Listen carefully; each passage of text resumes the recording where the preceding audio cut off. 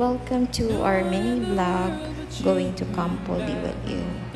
First stop, Dunkin. Actually, dumaan kami kay Padre Pio. Dunkin lang yung nasa gilid niya sa We Eat Dunkin. Kasi gutom na ako. Tapos nag-drive na siya. Lunch namin pares. Ang daming pares papapunta ka ng Tanay. So, it's nice. Yun. Parang bumiyahe kami for almost 1 hour and 45 minutes. Galing ng Tondo to Tanay. And then pagdating doon, nakita ko ng motor na may sidecar. So, sinakay niya ako. Yung pala stop siya ng Campo Liwaliw. So, kapag travel kayo, susunduin din naman pala kayo doon sa entrance. Kami kasi nag-walk-in. So, ayan, swerte lang ako kasi naabutan ako ni Kuya.